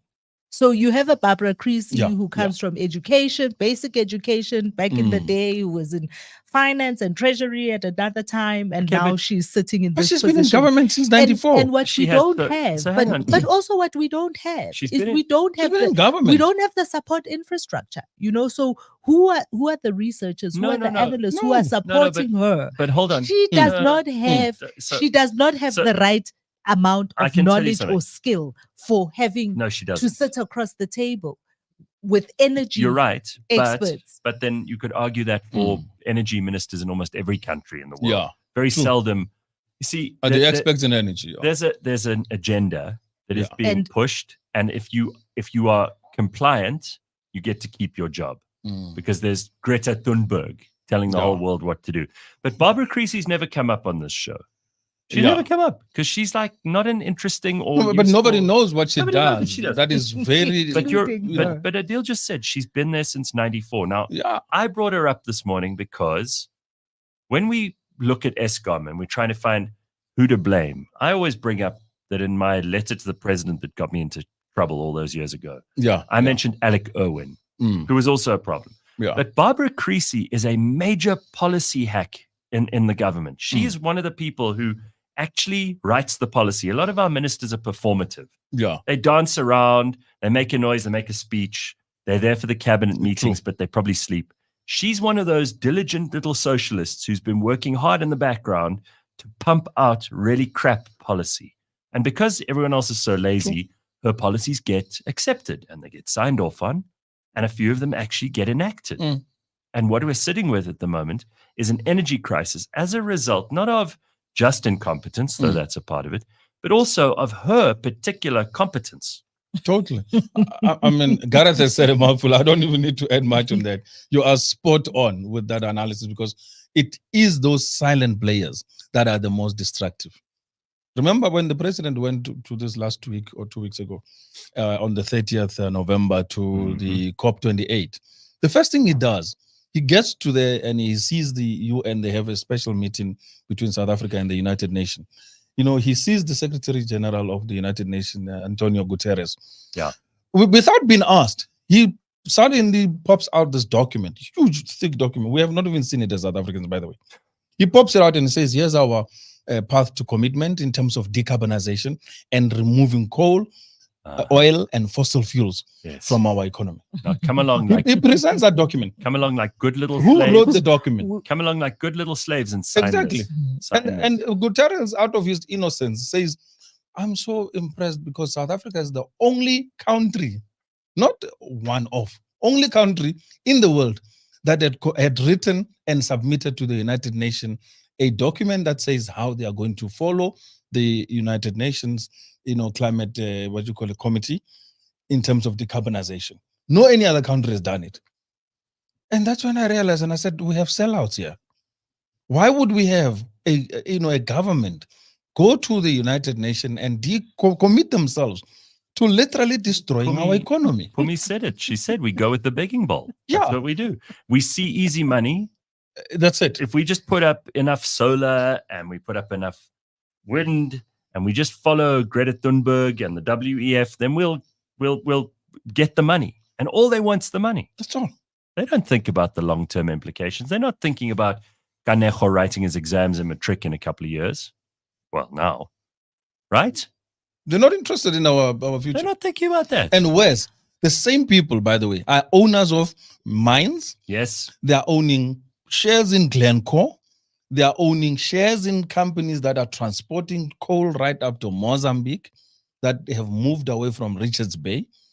they are owning all the other industries that are heavy fossil fuels related. And then how to do it, to whitewash it nicely, to remove the guilt. They go in and say, listen, guys, we are going to invest in renewables. We will put up solar as well as the wind farms as a means to remove our guilt away from the profits, the obscene amounts of profits they make on an annual basis on other heavy fossil fuels industry. The supply of fuel in South Africa, if you go the top 5, all of them are currently mostly related to the current administration people. So there are certain things we shouldn't be shy in saying the truth, and they are beneficiaries. Baba Chrissy probably is eyeing a job in, after this post ministerial. She can't be eyeing a job. No, they don't feel that old. You will be shocked. They always want to go, they will be at 90 and still wanting to knock it. Well, what then? What then is the path to success? What then is the path to success for a country like South Africa that really finds itself in a very precarious position, in that we don't produce the kind of power we need to build an economy? And we have now tied ourselves up with all sorts of commitments to greenwashing and environmentally friendly or acceptable by Western standards. That we cannot get to a place where we're going to be. And South Africans sit in the dark for up to 10 hours, 12 hours a day at times. What then is the path to success for a country like that? And we don't have the money. Go, Adil. No pressure. Go. You got to answer the most difficult question ever asked. There's no path to success, because all that's going to happen is there's going to be a total deterioration. And remember, these countries that are competing with South Africa, Germany is not a friend of South Africa. America is not a friend of South Africa. The UK, the US, China, and all of them. They look at South Africa at the competitor's eye. How do I remove my competitors out of their excellence? I completely destroy them from inside to make sure that they have no capability. Electricity is the only available commodity that if you use well, you will be highly successful. That is why when you go to countries like China and everywhere, do you know in China, if you export, for instance, coal, they will hang you and kill you. Will they hang you and no, kill they you? don't have tolerance. They'll do that. Do they have coal? Yeah. Of their own. Oh, but they burn a lot of coal. They burn it, but they have their own coal. China is one of the largest coal deposits in the world. Nobody talks about their coal and how they use their coal. It's got the largest. They export from us what they use industrially, the high quality one that they use for industrial purposes and everything. But they are lower quality, they're using it in their plants and everything. China does not allow the export of any of their minerals in the class of minerals. Many other countries don't allow as well. We're the only African countries that allows for holes to be dug. Oh yeah, all our resources. And then everything taken up, shipped as dust as it is, right? Unbeneficiated, unprocessed, undeveloped, untransformed. And then we take it off for somebody else to go into the final stage. Because we're good slaves. Thank you. Yeah, because that's what we were built for. And the way that was, the entire economy. So how do you guarantee the success you're talking about? We were built for, and how all our industries have been developed up to this point was really to supply it to the mother. You can fault the Afrikaners, right, on apartheid. That was an evil, devilish plan to segregate people on race and humiliate them at a racial level. Remove that part and look at what they then did for their survival at an infrastructure, economy, technology level. You cannot fault them. Because when they found themselves at the back foot of the pressure of global interest, they had to become economically self-sustainable and independent. They built the industries, they built the power stations, they made sure that there's water. Remember this the Vaal River, as well as the Vaal Basin of coal and everything, was not even a natural river, by the way. Dr. Van der Bijl, they pulled out a dredge. They drenched out from Lesotho. They drenched out that whole canal that ran from Lesotho right up to the Vaal area, which now became the Vaal River, a thing that we use in Gauteng for the water.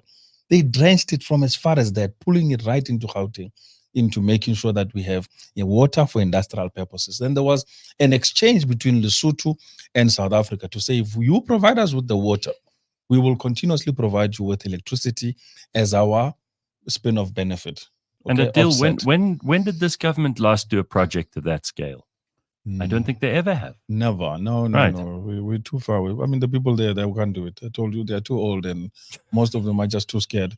Anything you bring to the table, they first want to know. There's a lot of ageism in today's show. With Ben earlier, the sport with the old wives. No, but, I mean, Gareth, what do you expect? You've handed over a country like South Africa, an incredible country. I've been around the world everywhere. I still come back here and say this is an amazing country. The beauty, the space, everything that we enjoy. You don't find it anywhere in the world. And we have handed it over as our generation. And we refuse to participate because we are intimidated by these personalities that are playing politics. It's a disgrace. And it is partly, as Madiba said, it's in your hands. But all we've done is keep our hands dirty rather than wash them. Yeah. Now, I need to ask you, because as an energy guy, there has been an enormous opportunity which has been exploited by very smart people with solar and everything. It's getting off the grid. Yeah. I know so many people are getting off the grid. Obviously, this is bad news for Eskom in the long run, but they're so stupid they don't even see it. Yeah. And if they do see it, they're so incompetent and they have no answers. So they go, well, any solution is a good solution. And then even Barbara Creesy's policies get thrown on the floor. So what is the future for independent energy producers in South Africa, especially in the light of the fact that Gwede keeps telling us, oh, no, he's going to allow everybody else to add their power to the grid. Do you think that could be a way out for us? Or independent power producers? Yeah. There's no state in the world that runs on any independent power production. None. Zero. If you find one, then you will find a Jamaica. You would find a Caribbean country that just uses electricity for lighting. There's no industry, there's nothing, and then you become a tourist destination hub for, people who want to be in a bit of a hippie mood and, smoke a bit of grass and enjoy life. But apart from that, there's nothing else that you can do. I mean, so to be industrial, to develop at a mechanical, engineering, technological scale that we need, you need massive electricity. And that electricity cannot be produced from the current sources that we have. Unfortunately, the science is not yet even fixed on it, where you can use solar and wind in order to produce enough sufficient capacity.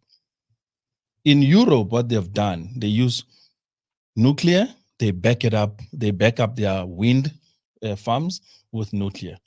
As the wind comes in, they utilize it, and then they use nuclear to balance it off.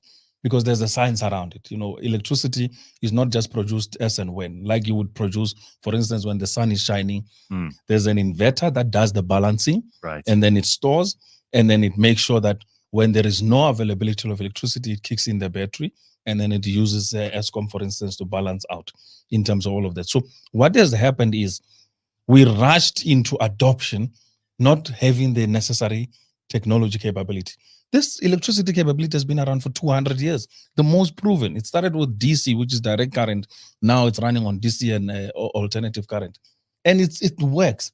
It's the cheapest form of electricity. And it's the cheapest form of industrialization.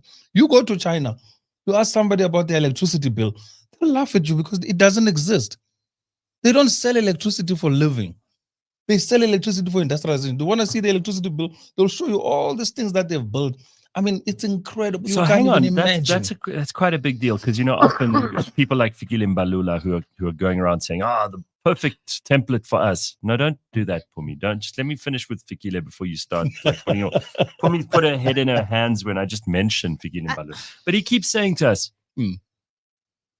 China is the perfect template. We must follow them. They're a blueprint for what South Africa could be, because the president said it too. Yeah. Not just Grandma Fikile. So why are they not doing it locally? You're telling me China, they do not charge people electricity for household purposes and to live. They only charge heavy industry and industry as a whole That's where their income comes from to pay for energy for everyone. And they've got over 1 billion people. Huge. The industries are not even charged for electricity utilization. They charge them an offset taxes to create the jobs, to create the industries, to create the opportunities, to create the export environment. So electricity is not a commodity in China. Electricity is the strength of the state to create this magic that they've created. That's why, everybody's got everything. The lights are on, everything is on. They're not like us. They say, no, switch off this and all. Everything is a light because they need it for development. You go to Guangzhou, you go to Shanghai, you go to the city. And I'm not talking from something I've not been there. I've been there myself. Mm-hmm. I've traveled China. I've gone through the provinces, unlike most people, and I have seen the industries. And the so-called Chinese labor system they talk about that is so slave-based. I've gone into some of these factories and I've asked the young people, how do you feel about your job? They're extremely happy. To points where they're not allowed to say they're not happy. No. I would have seen their unhappiness because you would have seen the conditions. I followed them up to the places where they stay. And you'll see. Take that quality of life. Compare it to a child in Africa. Yeah. Who has to go dig cobalt with their bare hands. Yeah. They have rare earth minerals in China. They have cobalt and others. You've never seen a child digging on the earth using scoops and funny metal buckets and all that crap, running around on the hills and trying to make this. So I asked somebody, they said, no, China is better. I said, if that is what you call bad, please bring it to South Africa then. We can work with that bad. It's at that level where at least the kids will have an opportunity to get out of the poverty, the state of an transformation that they have been, subjected to. 80% of South Africans are poor. Yeah. Just go out of hunting, you'll see for yourself. 80% of South Africans are poor. So we'd rather sacrifice the 80% on the joyfulness and happiness of a 1% and this 5%, which is us, the middle class, who enjoy the best of everything and we can have our lattes. And as a result, we don't care about the extended relatives that we have who are poor and isolate and, enjoying that life. So I'm passionate on energy because I know its spin-off effect on changing lives, on transforming the economy. And South Africa, had we done what we inherited from the former apartheid government in terms of infrastructure, we would have been one of the best today. You use an interesting word, sacrifice. Yeah. Which was also in your article, the word sacrifice, that South Africa has sacrificed. Absolutely. Or the South African government has sacrificed our economy to appease climate activists. Fanatics. Yeah, fanatics. Greta Thunberg. Gareth just said it, No, she's a fanatic. And why should we be listening to some Swedish chick about what we do with our power? It's outrageous. So, and I think for me, more than just laying out all of these various things, it's all quite interesting to hear it. It's also important that we are able to, once we've identified what we think the problems are, consider how to move forward from where we are. So when it's going to take a war, Phumi. What does it take? It takes a war. At this rate, let me tell you. What do you mean it takes a war? It's going to take a war. South Africa is it's between the two precipices, and I can tell you politically because I'm involved, right? You've got the moderates who are interested in shunting around, talking nonsense globally and going to all of these things and pleasing and following the electoral process. Yeah. They get elected, and when they get elected, they get read the script. Yes. Because the ones that decide the election outcomes tell them how the state should run and operate. You need a new breed of literally rebellious Africans who are confident enough, intelligent enough, who are sophisticated, who are not going to take it lying anymore and saying, guys, we can't accept this, we can accept that. And that to happen, I can assure you, is going to take war. The electoral route process is all right. It's numbed us for 30 years. We've seen it works. You need to go what other countries in Africa have done, by the way, like what you find in these other countries that are taking away power from these old men, in whether it's Burkina Faso, Mali, and everything. And they're saying, listen, we're going to change the circumstance of our people, and we want to do it to make sure that we benefit. So I don't see any other route. EFF, if they come into power, let's say 2028, in a full power basis, if they don't do what is militarily militant, then they're just going to be part of it. They don't even have they're even more craven than the ANC. Yeah. You know, this is the problem, is that they are the kind of, they would form the kind of government that would be even more desperate to take foreign money and sit on their arse. Then that's hopeless. If that's the trajectory they're going to follow, it's hopeless. Remember, countries trade each other's capability. We exchange mineral resources because we think that's the only thing we are good at. Other countries exchange their human resources, they exchange their technology, they exchange their military power. The US tells you, we've got enough nukes to shut your country down in one day, which is nuclear nukes. No, listen. And you're going to give us your oil. The entire economy of South Africa is the size of Delaware. We could, it could be submerged in the ocean and no one would feel the blimp. No one would feel the blimp. Okay, so I don't know if that is the reason why. So how did the Afrikaners do it? I don't know if that is the reason why we get this kind of attention or backlash.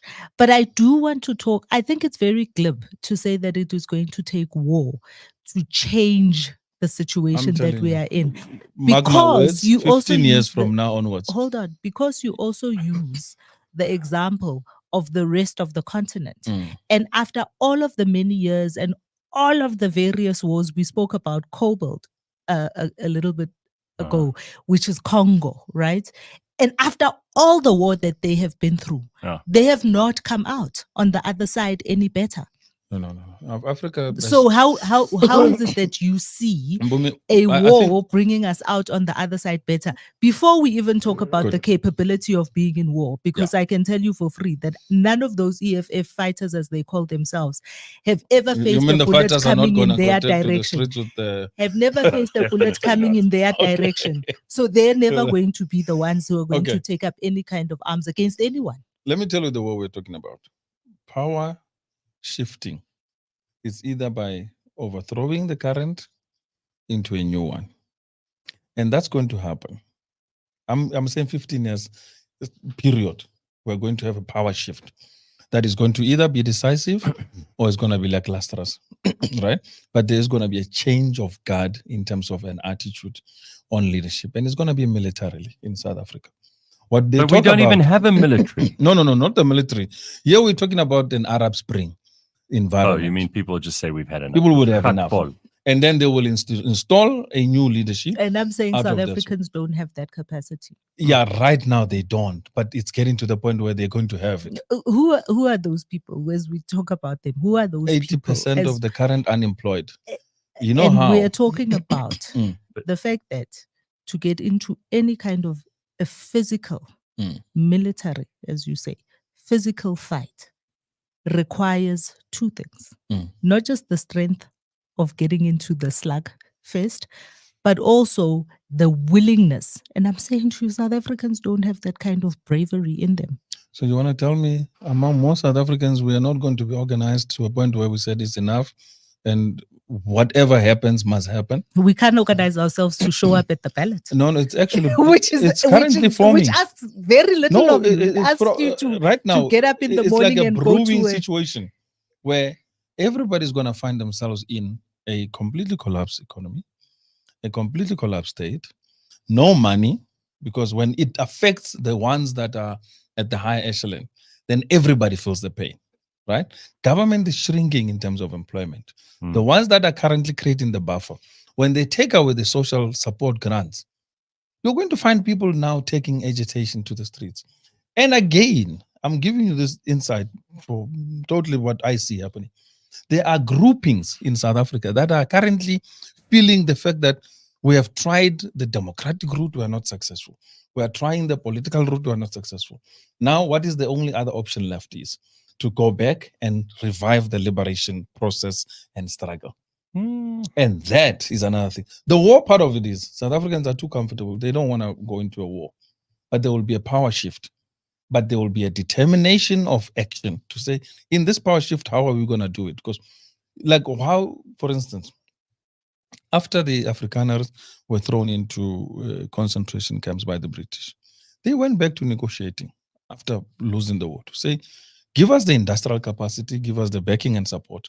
We will rebuild the country and we can look after the British interest. And that was the deal that was made in 1902. Post that, this is what you have as South Africa that is developed and transformed. But in between that, there were periods where they had to work harder to make sure that they are building themselves at every level of competency. We have lost the competence in South Africa because, one, we didn't have the capability in terms of foresight leadership. Why do you think the West was so keen to demilitarize nuclear in South Africa? Well, obviously, they didn't trust the ANC.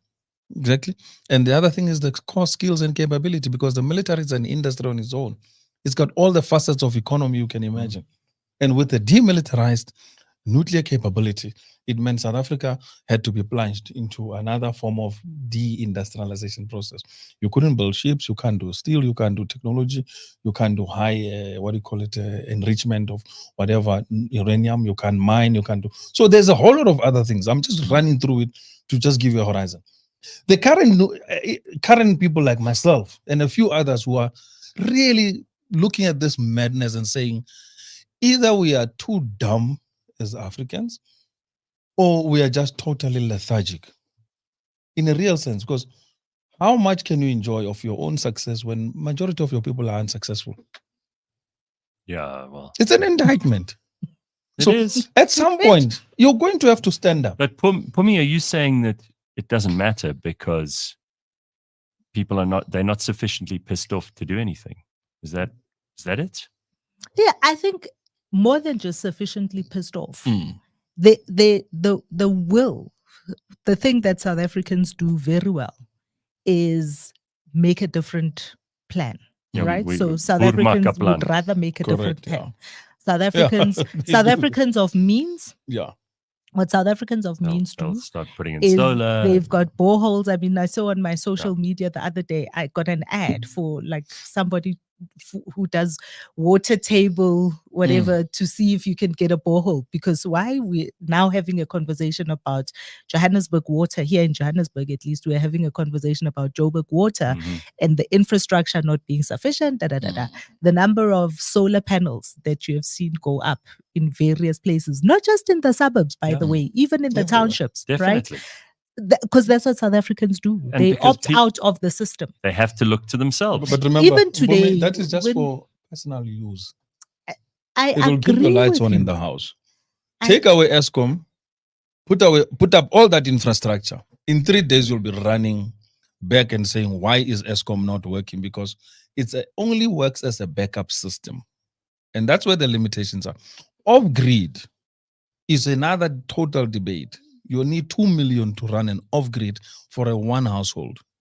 Total off-grid. Yeah, but all I'm saying to you is that what we sit with currently in South Africa is we also have a macro or a mass mart or what are they called now? The retailer, mega retailers. Who then goes, okay, so the system is failing us, the backup, the electricity is not. So what we're going to do is we're going to turn all our parking lots into solar. Nothing wrong. And this is what we're going to do. And this is what happens with South Africans. You'll get instead of getting upset and saying, how do we change the Barbara Creases and the Cyrils and the all those businesses don't say we're fucked if we don't fix this. They say, no, let's support this government. Yeah, that's the problem.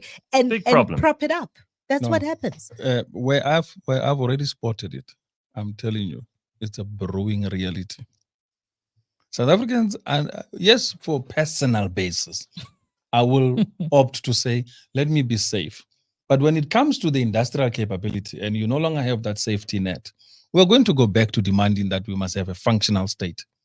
Because if you're saying it's going to be completely each man for himself, then you have a complete, that's worse than even a rebellion.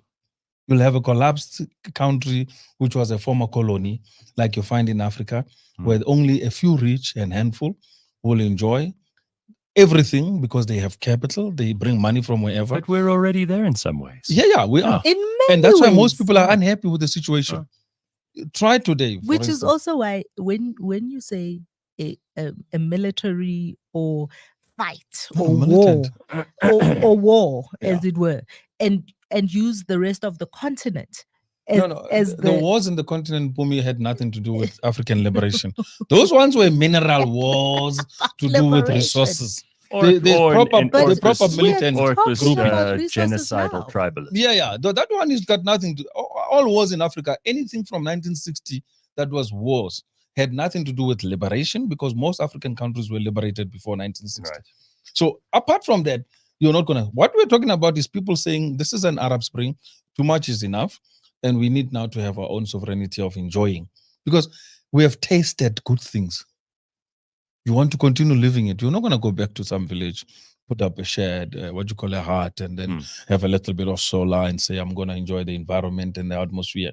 I don't have an income. I don't have industries, and I'm fine. And as long as, once a year, I could hop onto a bus and then go to some destination. Not going to happen. We've tasted the best of everything, the cars, the lifestyle. That's me moving to Bergville. Exactly. So even moving to Cape Town is today an expensive exercise. You need money and you need an economy that will support that. You need consumers on the other end. Yeah. So that one is going to be a serious militant groups are going to start rising up and say, listen, guys, correct this nonsense, get a state in place that's going to work. Not disruptive like people fighting for who's going to control the reserves of cobalt. And then you have some company coming from another country funding military interest. No. But what we also see a lot of, so as you say, people are going to say enough is enough. We need a functioning state, and this is sure. A state is a armless, legless, brainless entity. It especially needs brainless. people. Especially brainless. It needs people in there to be the ones who create a functioning system. Correct. We're talking this week again back to the ESCOM story. Dan Marokane being reinstated at ESCOM as an executive and now chief executive. Tetom Nyati as chairperson. Right? Yeah. You need individuals who are willing to more than just say, I'm comfortable where I am, but to also say my skill, my knowledge, my experience, I am willing to apply it in the state to make things work. Again, South Africans, we're not patriotic like that. We're not interested in being part of that. It's changing. You think it's changing? It's changing. Read the lingo now on the ground. The younger people are no longer tolerant. They are not the version of our parents anymore. They're not the ones who are going to sit back and say, let me continue life quietly and everything. No, it's changing. They're agitated. I mean, look at the amount of groupings that are forming political parties. What's going to happen when they don't win power? 635 political parties are registered this year to go and contest next year's election. So it already tells you what's going on in the ground. I'm not sure whether to be excited by what you're saying or terrified. No, don't be terrified. It's not going to be a bloody war. There's going to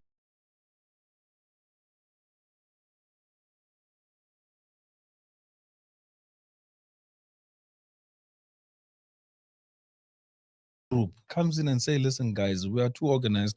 You guys are not organized and you don't have a vision to lead. Step aside. On a proper coup. It's a possibility for South Africa. On a proper coup, to say, no, step aside. You're not organized. They're not going to kill rampantly South Africans and have a tribal war. No. South Africa is integrated to that point where nobody wants tribalism to reign anywhere. They want to see their successful lives. And they want to see a leader who they can back up. One of the reasons that people didn't really understand why Zuma had a very strong charismatic thing is he brought back the hope of it is possible for Africans to do it. And that's why people still have the affinity to the following Zuma in terms of that, because he came in and changed the rules of the game at an international level. He went and did things that most leaders could not attempt to do. We're going to be a BRICS. We're going to start a bank. We're going to do this development. They built 2 biggest power stations in his time in South Africa, Medupi and Kusile. And if it was not for those 2 power stations by today, we will be in a total dark. These are the realities. 16,000 megawatts that is sitting right now. It's old power stations. I'm guessing you're not a big fan of Silili. No. I look, I support Cyril. I support his government, but I don't agree to some of his policies. He's sunk us into wrong policies with regards to his exiting out of coal. Coal is the mainstay of South Africa's economy. You can't exit, and then you can't. The other thing is, when Cyril took over, he found a functioning ESCOM. Well, was it? Because I don't know about that. I would dispute that. No, there was no. I would say there was no load shedding. I would say there was already a problem, as I mentioned, under Alec Irwin. No, Alec Irwin who was in Thabo Mbeki's administration. True. I so much love getting into conversations that will, and I used to say this with the issues around Jacob Zuma, that making this a personality problem terrible is really missing out on what the bigger problem is. The bigger problem is Cyril is not alone making decisions. Neither was Jacob Zuma alone in making decisions. True. In fact, one of the things that the African National Congress love to tell us about is their collective responsibility. But for some reason, when we get into conversations of this nature, it becomes about an individual. Whereas actually, we need to consider that the collective responsibility for the problems we are in right now must be put at the doorstep of Luthuli House while they have Luthuli House. Yeah. Before they get kicked out. Totally. Right? No, it's over already. Luthuli House is being auctioned. And if they can find the money, wonderful. They are now in 100 million rand dip in terms of debt, because where are you going to create that money anyway? The membership is not going to pay for it. So they're going to have to borrow again to make more concessions. Okay, so let's finish. We've got two minutes left of this. Is this going to be conversation? No, but hang on. Adil's made some really amazing points here, and people are loving it in the comments. People are just absolutely eating this up. What are the comments? Okay, lots of people saying, "Thank God, someone finally speaking the truth." We are lazy. You're correct about that. Arab Spring. I'll make sure I'm far from the front lines. But you've got people talking. So do you think that energy is going to be the Achilles heel ultimately that destroys the ANC? Absolutely. Okay. Load shedding has completely reduced every confidence people had in the ANC. You don't think they'll suddenly switch it on 4 weeks before the election, and because we're stupid, we'll forget? Look, they will do that, but again, it's not going to sustain. They will just keep up the lights so that the elections goes off smoothly and ban as much diesel, and somebody's going to make lots of money out of the diesel ban. Sure. A huge fortune. They've already banned 50 billion. Angiti Petrol SA will be supplying the diesel. No, they are middlemen on the diesel side of it, which are making a fortune out of it. And so what happens is, if the ANC does not keep the lights on during elections, they're going to lose elections outright. If they don't keep the lights on. But you don't think people will just forget about that, vote for them for the time they have the power, and then they'll switch it off again and they'll be back in? Absolutely. That's a whole plan. Okay, so that's their plan, but you don't think it's going to work? It's going to won't work. Remember, the certain class of society has already awoken to the madness that's going on and the lies that are being preached. So people are going to vote on a conscientious level. There will be a group of the certain class of ANC voters who, no matter what, you can even bang them with what you call a cast iron pans on their head. They will not give it up. They are going to vote the ANC. Don't worry about it. The ANC is pans. You can use a cast iron pan and bang them through. They will still come up, get up, and say, "I'm voting the ANC." So that part you can't change. There's nothing you're going to do. Nothing you can do about it, and you have to accept the reality. So 30-40% guaranteed voter base. The others that are now so-called affluent, intelligent, can think, can reason.